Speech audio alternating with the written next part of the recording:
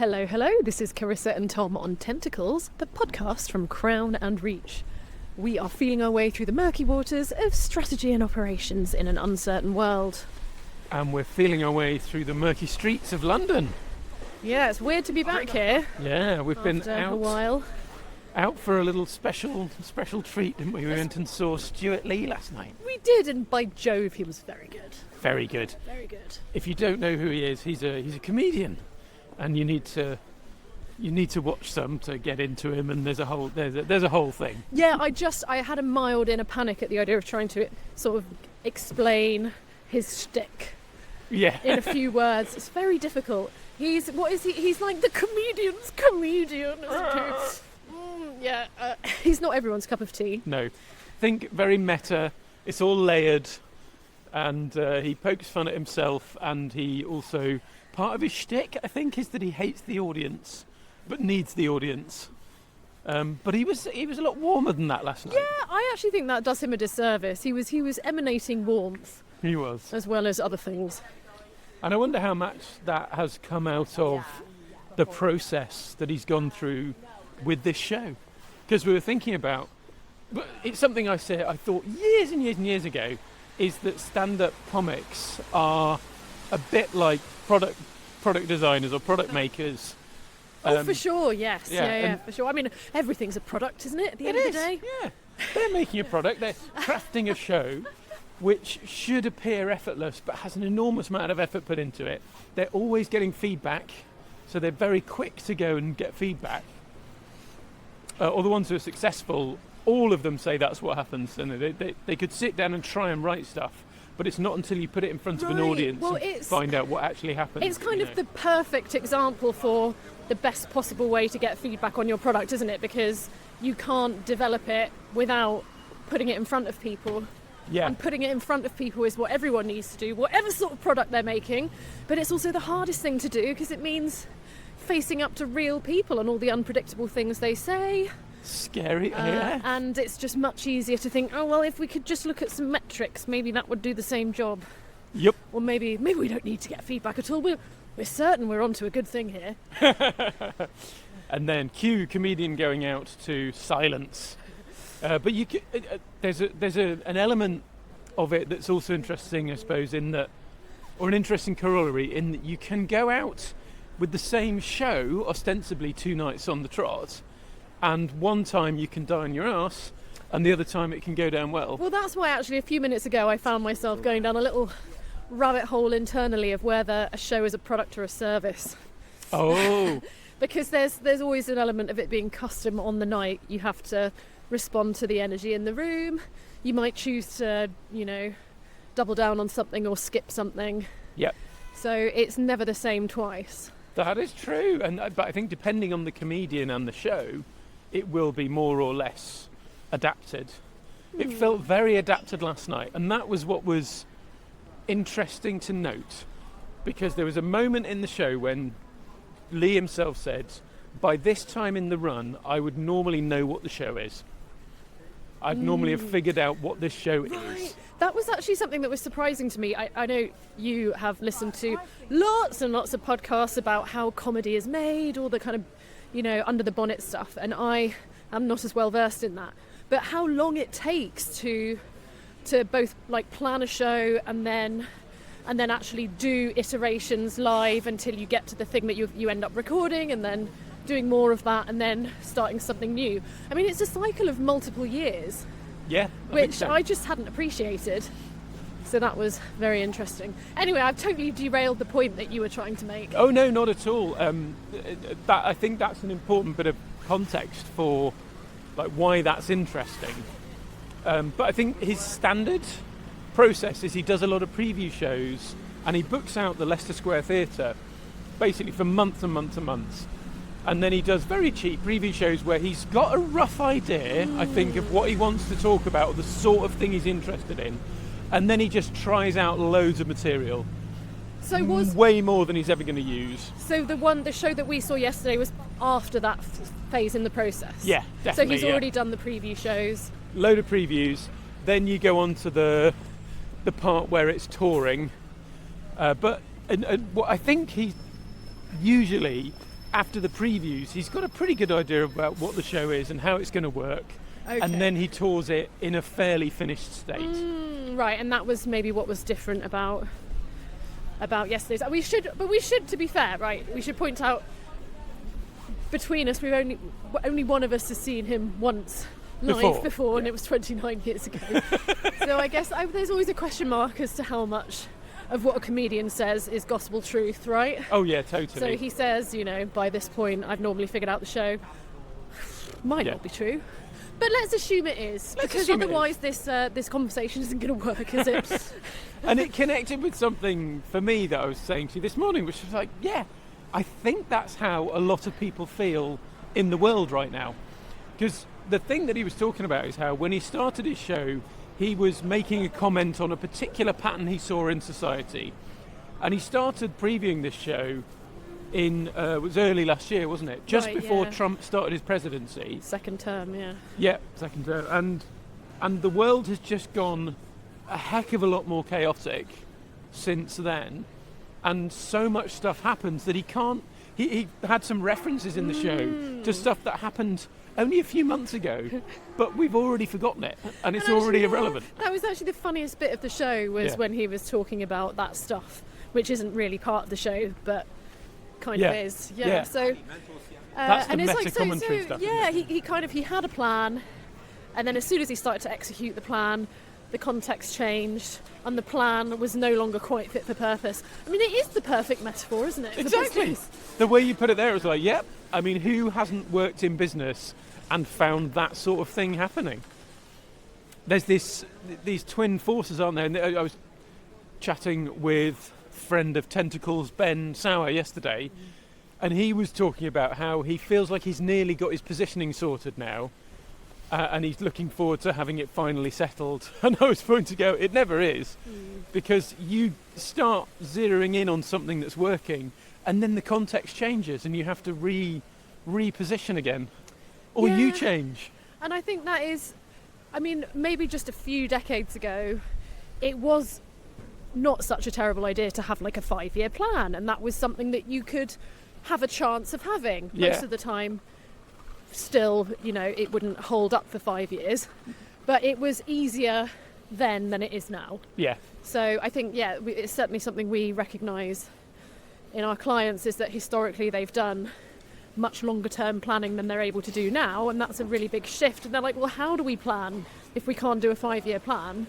What can we do? Like, we have to have some sort of bloody plan. Some plan. And there's one specific client I'm sure we're both thinking of, who had literally, the ink was drying on their 5-year plan as COVID happened, which, I think they knew, anyone who's in that situation knows better than anyone else how much uncertainty can just upend everything. So they were keen, when they came to us, they were keen not to try to do a fixed plan again, right? Yeah.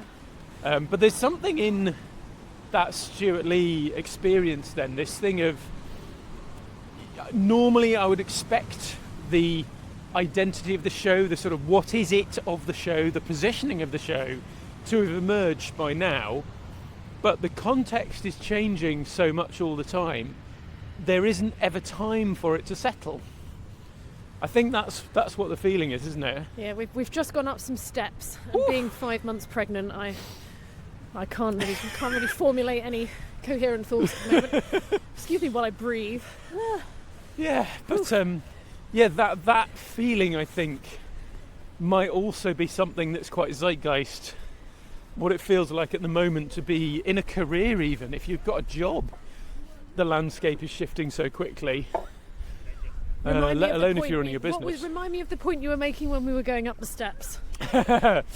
It's that experience of knowing that normally things would be settling down. Right, okay, I see what you're saying. So it's. But the context keeps changing, the environment changes, and it's never feeling like you've got to something that you know what it is. So are you talking about the kind of jarring resistance to, so like things have changed, maybe forever, and the old ways of doing things aren't working, but you haven't quite accepted that? That's probably part of it, but I think it's the sense of, the old ways of doing things are ending, dying, they're in flux.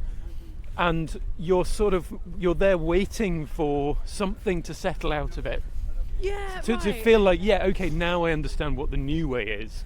Now we can just settle into that again. But that's part of the resistance, isn't it? Yeah. Like expecting it to settle down is resistance. Yes, I think that's exactly it. Yeah. And and it raises the question, doesn't it, of how can you then do what Stewart Lee was doing last night, and sort of elegantly and charmingly having a thing that isn't ever settling, but still has an identity. It's not really crystallizing at any point. It's always living. Can you have something that is always alive, always changing, always adapting with the changing environment? Right, yeah. I mean, and I guess I'm not a comedian in any sense. Oh, you make me laugh. You have a low bar, my dear. I forgot what I was going to say now. Yeah, I guess just like my assumption would be, can you just do a show and have it always be a bit in flux? Like, that sounds like a viable path to take. Maybe it's too exhausting. That just might the be the sheer issue. Exhaustion of knowing every night is going to be maybe almost radically different to the last night. Like, I could see that being a path to burnout for sure. Yeah. So maybe it's not viable, and that's part of the problem. And maybe that's what leads to the sort of quiet quitting sort of thing, doesn't it? Just go, whatever, I just won't really care too much about it then. Because that point you made there reminds me of it was a famous comment that someone who was in transformation had heard, where they came in one day to do the coaching session with the CEO, and the CEO said, look, when will all this transformation stuff be over so we can just go back to normal? And at the time the coach was thinking, right, I know what we need to work on now. But I think that feeling the CEO had, that's familiar to anyone, isn't it?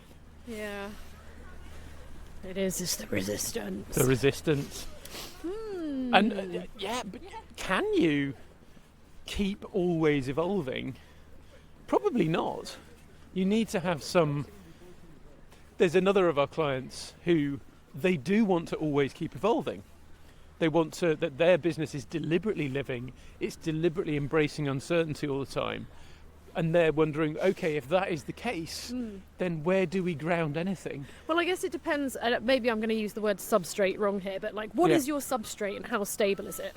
So, like some comedy shows age really quickly, right? Like some of them that were filmed only a few years ago, like, can't really say that now. Oh yeah. But and it's no longer culturally relevant. I mean, you can say what you like, but it's just not funny anymore. Yeah. Whereas some, I mean, everything ages out eventually, but some subject matter is kind of more stable over time. Yep. And I guess you can't always know what that's going to be, but it is possible, I guess, to get a sense for how stable or not your substrate is. Am I using substrate the right way? I reckon you are, yeah. It's like the hot new word, and I want to use it all the time, but I don't want to sound like a dingus. I thought, should we get substrate t-shirts? Substrate. It's not bad for a name for a band, is it? What, sausages? Substrate. Oh. I think that's good, isn't it? Did you say sausages, or did I just hear that in my head? I think you heard it in your head. Oh my goodness. We need to walk a bit slower. We're not even I'm like hungry. Starved of oxygen.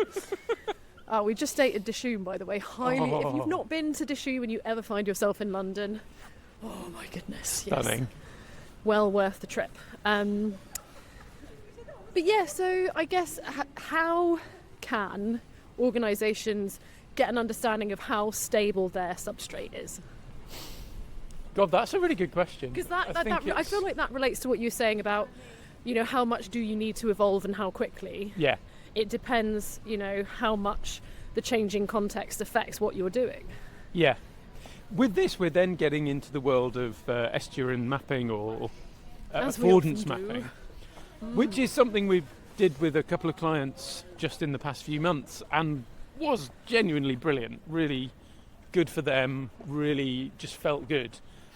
But one of the aspects of that is identifying, well, what is your substrate? What are all the affordances that are available to you or sometimes not available to you? And then you're doing your own assessment of, does this feel long-term stable? Is it slow to change, or is it quickly changing? We're going to just walk around the South Bank Centre once or twice. Oh yeah. While we're doing this. Yeah, sorry. Yeah. So you were talking about... Yeah.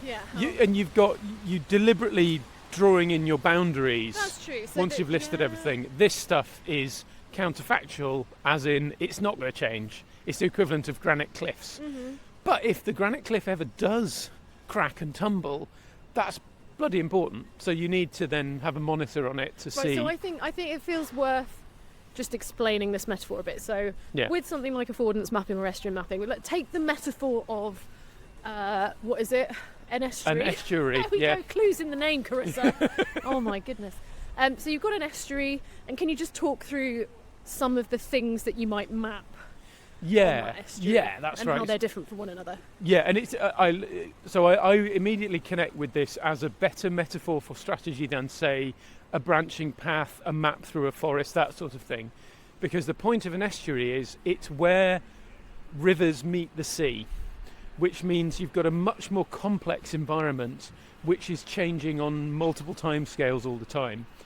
You've got tidal effects, you've got mixing of salt and fresh water, you've got shifting sandbanks. So there's a bunch of stuff like that is very short-term changing. And if you want to navigate your way through the estuary, you're going to need some way to know where the sandbanks are, or you're going to need to do a project to manage the sandbanks to make them stable. Mm-hmm. So that's one thing.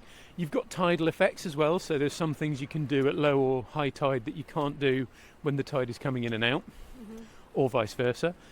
You've got layers of different wildlife, flora and fauna that develop. You might have salt marshes which soak up water and protect from flooding, or you might build flood barriers, which are also another sort of barrier, but much more stable and firm, but can catastrophically collapse. Then as you go up higher, you might have granite cliffs. Those haven't changed for thousands of years, but there are moments when they collapse, that sort of thing. So you're looking at all these different pace layers of change with different levels of effect on the environment. That's a really helpful way of putting it. So different pace layers of change with different effects on the environment. More or less catastrophic. Yeah. And so, the point of then estuarine mapping or affordance mapping is that you are then engaging with your strategic estuary in a more, maybe like an honest way, or a way that shows you what you can and can't control, what you can and can't influence, and it helps you to zero in on the stuff that's worth doing, I suppose. I wonder, do you think we can get Stewart Lee to do some estuarine mapping with us? He might really like it. I think it might be up his alley. I mean, he's mainly into avant-garde 70s British jazz, isn't he? What's the name of the... By the way, was that a real name of the jazz club that he mentioned, or was that Club Otto, was it? I think he was poking fun. Or something, I don't know. Oh, yeah. Anyway, very well done. If you can't quite tell if it's made up or not, that's the perfect zone. But yeah, okay, so he's too busy in his jazz club. Fine. But if you're listening to this, you want to do some estuarine mapping? Yeah, just get in touch. It is really useful we did it with a client just before Christmas, and we need to write it up, don't we? Because we did all the estuarine mapping stuff. Now, to many people, it can feel a bit overwhelming because you get a lot out on your map. Then you do a process of coming up with ideas and filtering them down. And for this particular company, these 5 strategic pillars dropped out naturally that gave them a really nice focus for at least the next while. You know, they have to present a 5-year plan to their board and their partners, but they're also building in adaptability. And that was the final part of the process, was we helped them to translate all of the mess of the mapping process into a really nice, crispy format that they could share. Yeah, which is great. And I mean, we went into this conversation, I didn't expect us to end up at estuarine mapping. No. But in hindsight, it was obvious. We always do, that's why. But I feel like it's always such for many people right now, it's an inaccessible starting point. So I'm kind of like clutching for something useful. Right, something, like an easy takeaway. Yeah, a nice snappy soundbite. No, we don't do those, but maybe we should do more of them. Maybe. Like, what's the moral of the story? The moral of the I mean, one thing that you can do, one thing that we have done, I think, over the last year, and we have to keep reminding ourselves to do, a lovely noise here, is maybe stop striving so much to try to change things that are outside of your control, and have a little bit more of a sense of letting things happen and being more open to stuff that you didn't expect was the thing that was going to be it. I guess accepting a higher level of instability and maybe letting go of like the feeling the urge to, should we go around this loud people tunnel? Oh yeah. U-tunnel. Basically, things can be more unstable than is comfortable, and it doesn't have to be a disaster. Yeah. Right. I think a lot of the time you can tolerate more instability. Yeah, and it's the thing that makes it painful is the clenching, isn't it? When you're like clenching and bracing and fighting the instability. It's the resistance. The resistance. Yeah. So maybe that is like step one. Is like just try and relax into it a bit more. Yeah. Easier said than done. But just because something feels unstable doesn't necessarily mean you have to take drastic action. Yeah. Right. You might just need to be a bit more flexible in how you approach something. If it historically was something you could always do the same way twice, but now maybe you can't, like maybe that's still okay. Yeah. And like if it's Stewart Lee going to like that, and the question that you can ask is, okay, if we accept that it is always going to be like this, that's a bit noisy. If we accept that it's always going to be like this, that it's never going to stabilise again, then what does that mean? How do we handle that? What do we change? How do we relax into that as our new normal? Maybe that's the question. Have you experienced this? When we're talking about this feeling, this perception of constant change, flux, instability, all that, does that feel familiar to you? Have you got a story you could share with us about how you've experienced it and what you've done? It's an invitation to the listeners. Yeah. We'd love to hear it. And for now, we are nearly at Waterloo Station. It's absolute chaos here. And it's piddling down with rain. Yes. So, bye for now. See you next time.